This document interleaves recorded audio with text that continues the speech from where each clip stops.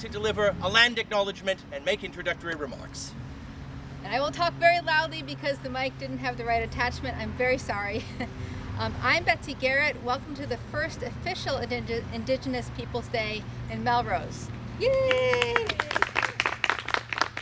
I want to start by acknowledging that Melrose is located on the ancestral lands of the Massachusetts tribe, the tribe of Indigenous peoples from whom the colony, province, and commonwealth have taken their names. We pay our respects to the ancestral bloodline of the Massachusetts tribe and their descendants who still inhabit the historic Massachusetts territories today. Our presenter today, Jim Bennett, is a longtime member of the Melrose Historical Commission. Jim has a knack for digging out little-known history of this area and has done extensive research into the history of the Indigenous people who lived here in Massachusetts. If you follow the Historical Commission on Instagram, the Melrose Historical Commission, you know of Jim's research. I have found his posts fascinating, and they always make me want to know more. So I'm very glad that we can hear him speak tonight. I do want to mention that we asked Ferries Gray, Sagamore of the Massachusetts tribe, to join us this morning, but unfortunately he has to work today, as many of your moms and dads have to do. He spoke yesterday evening at a virtual event, and I'm working on making that recording available so you can hear what he has to say. Thank you. Take it away, Jim. Thank you very much, Betsy, for that. So, if you're having a little trouble hearing, the best way to solve that problem is to move closer. Oh, but wait, what about COVID? Well, if you get closer, you're welcome, of course, to put on a mask. I am not going to have a mask on during this presentation so that you can hear me. And I actually would invite our youngest and shortest friends to get a little bit closer. Come close to me. Now I'm going to sit down. Come on, don't be shy. I won't bite. Everyone is so afraid. Get as close as you're comfortable, of course. So, my friends, and I'm talking particularly to my young friends, you are here on a great day. What day is this? Indigenous Peoples Day. You do know, that's great. But I was saying to Betsy before, as an old person, it is such a great thing to see that you get to experience something as a child that we never got to have, because this is the very first Indigenous Peoples Day in the history of Melrose. So years from now, when you're older than I am now, I want you to tell all of the kids, when you're an old person, I was there for the very first Indigenous Peoples Day. But here's the question. We're celebrating the Indigenous people. Who are the Indigenous people? What does that mean? That's a big word. Oh, you have an idea, my friend? Native Americans. A Native American. All right, but what's a Native American? What does that mean? Yes. The people who first lived in America. First lived. How long ago do you suppose? Huh? I don't know. I don't know is a great answer. Never be afraid of it. They lived here in Melrose for so long that no one in their families today ever remember arriving here. That's what it means to be Indigenous. You were here that far back for hundreds of generations. Think now about your family, your parents, your grandparents. Do you have any idea where they might have come from? In my family, when I was a kid your age, I had a grandmother. She was from Ireland. She would tell me about Ireland, and that means she was Indigenous to Ireland, not here. And that means that I am not Indigenous to here, I'm Indigenous to someplace else, and we got here later. But there were people living here on this land long before my family got here or your family got here. And when I say this land, I don't mean the great big wide world of America. I mean the very ground that you're standing on right now. We know that there were Indigenous families living here 400 years ago. And do you know what they were called? They were a tribe, they had a name, and I'm going to give you a hint. If you know the name of the state you're in, you might have an idea. You, my friend. So it was the Massachusetts tribe. Ah? In the Massachusetts tribe, there were lots of smaller groups. And the tribe that was specifically in Melrose was the Patuxent tribe. Okay, so would you like to come up here, my friend? So you're correct. It was the Massachusetts tribe, and there are still Massachusetts people here in Massachusetts today, right? And we did have a specific village here on this spot. So they're the Massachusetts people here. And this place had a name. The first Europeans to arrive here 400 years ago, they called the spot where you are Pond Field. Any idea why they'd call it Pond Field? If it sounds like a stupid question, it might be. Yes, go ahead. Since there's a pond right here and we're on a field. Exactly. There was a pond there, and there was a field over here. And the field that was here was bigger. We know that it was 60 acres. How big is 60 acres?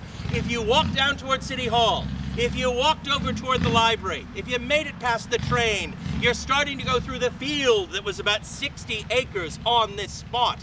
And that field wasn't just a part of nature. The indigenous people who were here, they made that field. And that's how we know they were here. And they lived on this spot. And what I want to talk to you today is how they lived off this land. Because let's try to picture it. If you were here 400 years ago, look around you right now. What would not have been here? Somebody new. Somebody I haven't heard from. Yes, what wasn't here? What's that?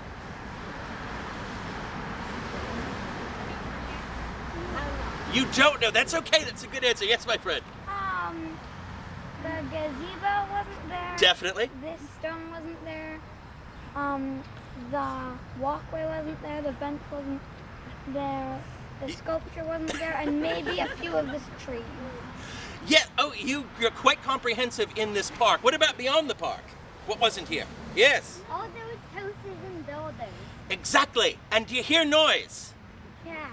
That noise and the cars. Yes, the cars were not there. So what was here? You, my friend, said some of the trees probably weren't here. And you're right. These are younger trees. But there were definitely trees around here. What else would have been here? Yes. There were probably like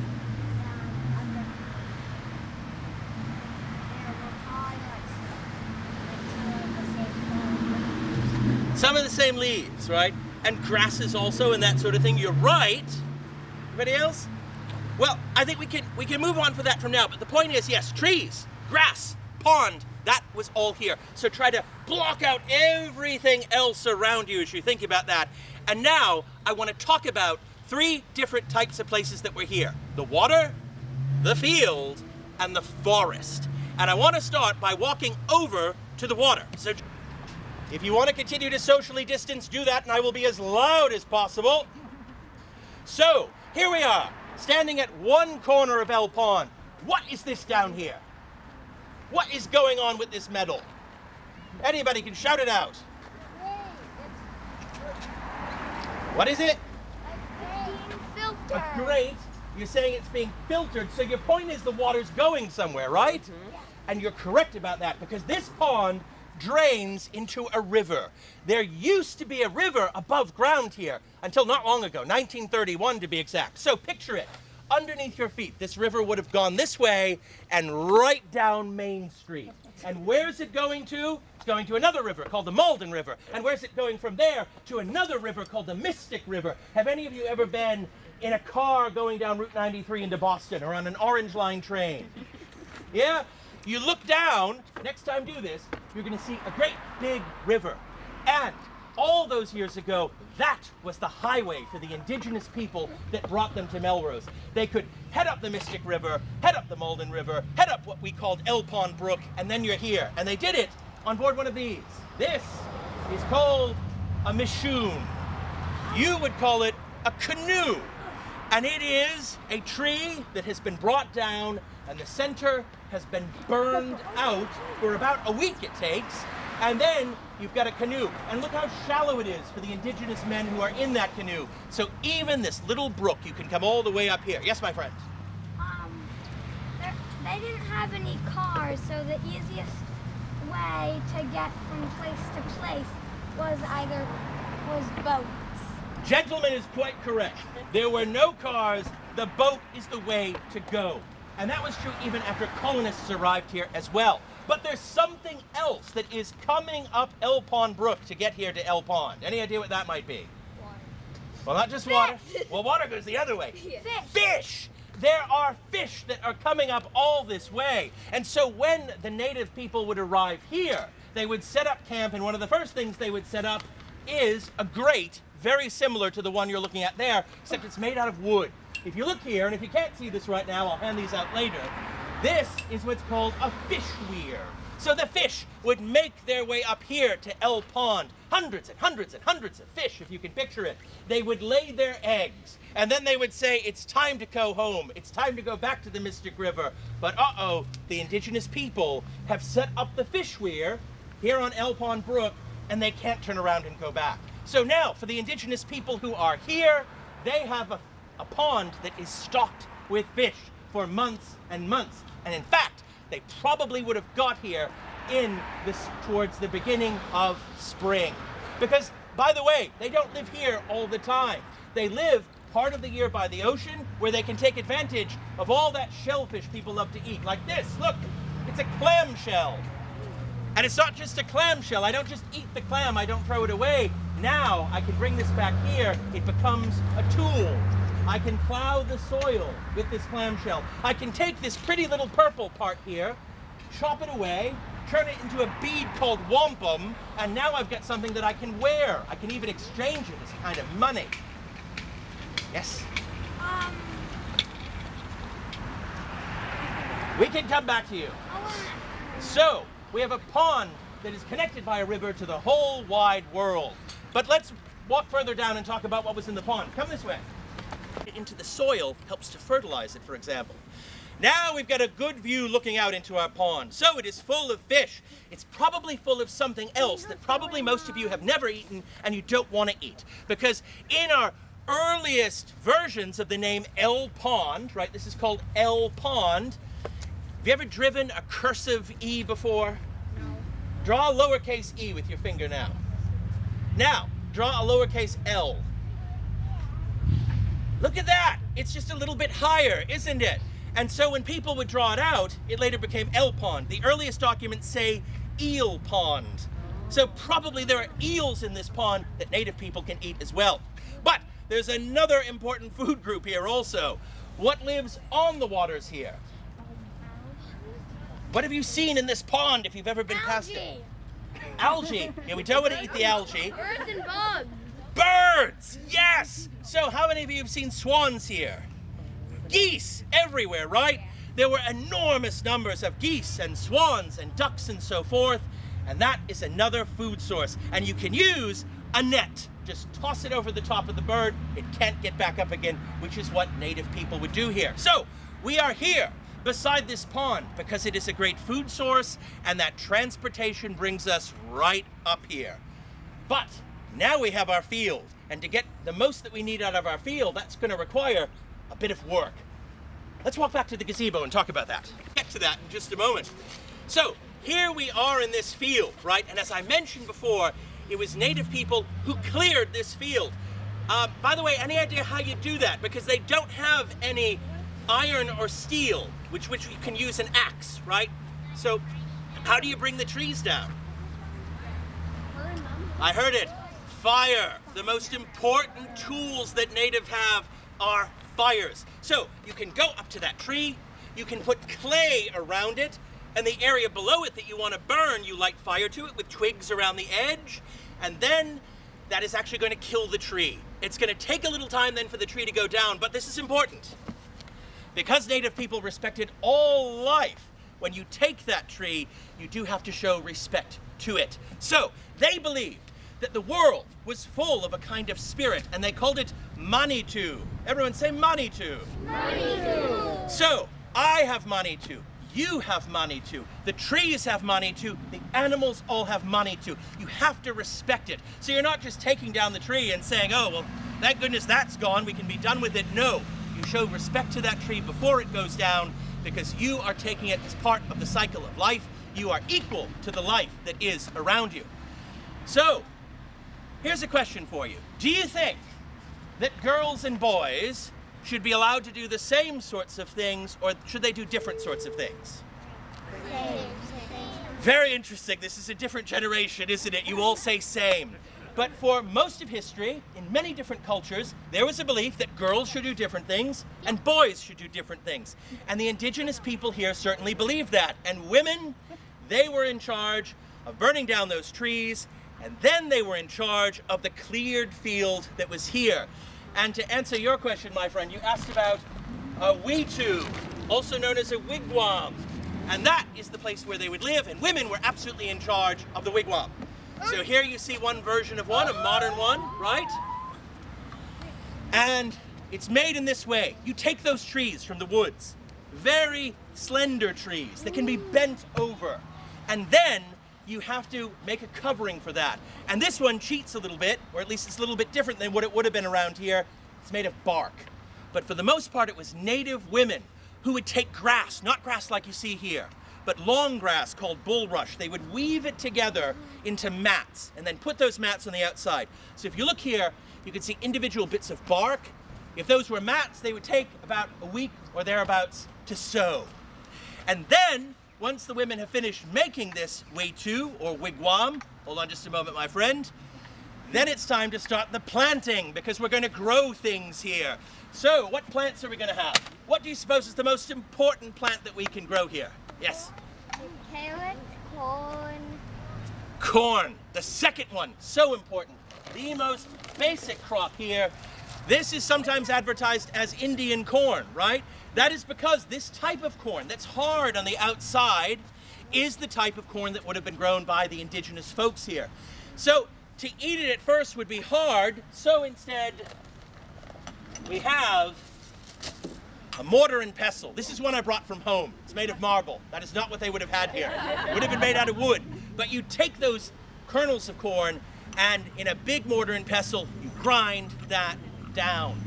And once you've got that, you've got a grain you can use in a lot of different ways. And very important, what if you're lucky, the corn crop did really well, it's coming on to winter, what can you do with it? Turn it into popcorn. Well, that's an idea, but the problem is then you've got a huge amount of popcorn and then it's gone for the winter. Oh, alas. What could you do with it? Save it. Save it, store it. How do you do that? Smoke it. Smoke it. Interesting idea. And I think he actually did mean to smoke it like you would a fish or meat, by the way, just to be clear. Freeze it. It's going to get real cold here. That's the good news, right? But what happens is if you try to store it, you walk away from it, unfortunately animals are going to try to get it. So dig a hole in the ground, and there might be a hole like this somewhere here in Melrose right now that no one's ever discovered. You put it into bags woven by the women out of the grass. You put it under the ground, cover it over so that animals can't get to it, and then it'll be there for later. So we hope. My friend. What if worms smell it and they have a friend of an animal and they tell them about it? What if the worms tell other animals about it? Well, I'm going to ponder that, my friend. I'm going to ponder that. I don't have an answer now. But wait, we're not done with the plants they have here. There are two more important plants. Here, I have a plastic box. Oh, you know this so well. I have dried beans, right? And for parents who are gardeners, it has a lot of nitrogen in it. That's very good for the soil, and it means the soil's going to last longer. And then finally, we have various things that we could call Pumpkins! pumpkins. That's one kind of squash. There are a lot of different kinds of squash. And you put them together, and it's going to look something like this. So the corn is several feet high, right? And the beans are growing right up the stalks of the corn. At the bottom of the corn is a tangle of what looks like weeds, but in fact, it's squash that stop the weeds from growing. So you put these three together, and you've got this, what is sometimes called the three sisters, right? So, but to do this, it's tough. What animals do you have to help you to farm? Any idea? When you want to plow, what animals do you have? Cows. A horse. Cows, horses. Here's the thing. They're all from across the ocean, and they haven't got here yet. So the only thing you have, right, are your own hands, and it's going to be your mother's hands. It's the women's hands that are doing it. And because you're kids and you're around your mother, guess what? You also get to help to do the plowing, put those seeds into the ground. And here's a job you might like. The corn what might like to eat the corn? Like a bird. A bird. Have you ever chased after birds? Yeah. Yes, it's so much fun, isn't it? You make them scatter. You feel so powerful when you do it. That would be a job for Indigenous children at that time, right? So that's how you're helping out. So, we've got our water, we've got our field, and there's one more place we've got to talk about. And it's the forest. And we don't have much of a forest here. Edge of the forest, right? And to imagine the forest back then, big stands of old growth forest everywhere, and some forest that is actually pretty young because the natives would burn some of that forest, take it down, farm on it for a few years, and then they'd have to move on because the soil wasn't so good. So they would say goodbye to this part of the world, move on to another forest somewhere else. But what can we get from these trees? Wood. You said maybe the most important thing, firewood, because that wigwam is built really well, but it gets very cold around here, so they are going to go through a lot of firewood. But also, look at these guys. These are Indigenous men, Wampanoag, and they are making a canoe. How do they do it? They put clay around the edge, and they burn the center of it, and it might take about a week to burn through this, and then you have that machine, you have that canoe. You're going to get wood for our wetu, right? Our wigwam as well. And now what else can we find in the forest? The animals. Animals! What kind of animals? Like Deers, fox, wolves. I'm hearing everything is quite correct. Native people would have actually hunted around here to make sure that those animals didn't come through and try to eat their crops. But the men, as I said, the girls, right, the women, they're in charge of the field. Who's in charge of the forest? men. It's the men. Their job is to hunt. They might go for several days at a time out there. And if they're hunting a deer, how do they hunt a deer? They bows and arrows. Bows and arrows is good. But you know, you use up your arrow, you've got to make another arrow. Do we have anything that can... No guns at this point. They're coming. A trap! A trap, the man says. Yes! So, we can dig a hole in the ground. We can put some grass over the top of the hole. Deer comes along, falls into the hole. We actually have an early colonist named Edward Bradford. He falls into one of these traps. So they are out there. You can also have what's called a deer run, where you move sticks and logs and so forth in such a way that the deer have to go only in one direction, and when they come to the edge of it, well, there are the native men who are ready to capture them. There are other things we can get from the forest as well. They knew every kind of plant in the woods, and they made it a point to plant the types of plants that the deer really liked, so that they kept the forest well stocked. So all the berries you can think of are out there. All right, so we've been through the water, the field, the forest. Let's go back this way and sum up. So what happened here is, first of all, we should say this. A village like this, on a spot like this, can only live off this soil for maybe about 10 years. So in the case of this specific area, it might be that before Europeans came here, they just moved on to another spot. But in the big picture way of looking at things, they are not here because the English arrived, and the English lived on the land differently. They thought of the land differently. So, take a look at that building, and those two buildings across the street. What are they all made out of? Brick and wood. Wood. And then for houses. That's the safe answer, my friend. I appreciate that. But I see a lot of wood. And if you use wood like that, then before long, there are no forests. So when the English came, the forest started to disappear very quickly around here because of the kind of houses they were building. Another thing is, I said there were no big animals like cows or horses here. The English bring with them a particular animal that loves to eat and will eat anything. A pig. A pig, yes. They bring their pigs, and they just set the pigs into the landscape, and the pigs arrive. They find this corn and the squash and the beans because the natives had never set up fences before. They didn't need fences, and before you know it, they're eating all of their crops.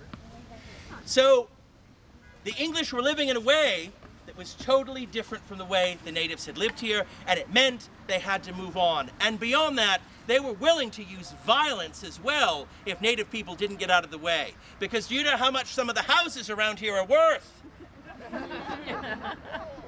You laugh, but that's a very settler colonist attitude towards property, if you think of it in terms of money. But that is how the newcomers thought of the land. Not a place where you live reciprocally with all the different beings and plants and animals, but instead a place that you exploit and you make money off of it.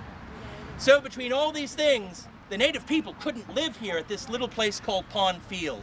But the native people are still here today. The Massachusetts tribe live proudly, just like all sorts of other people, in houses and with cars and so on. But their rights are very often ignored, and their story has been ignored. And so by celebrating this first Indigenous Peoples Day here in Melrose, I hope that you will grow up and one day be able to tell others the story of how people, Indigenous people, lived right here on this pond. Thank you. Kids, if you want, I'll tell you, if you're in the mood for it, if you're not bored, I think it's a good way to commemorate this day. So I have a bag here, and it's full of crayons and colored pencils and markers, and I have paper. You can draw a picture of what you thought this place looked like, if that's something you would like. Any part of it you want, and then you can keep that as a memory of today. And I'm going to hang out here, as will Betsy, and we can chat. And love to hear your questions and comments and thoughts about this program. This is the first time we've ever given it, so I'd like feedback. Thank you.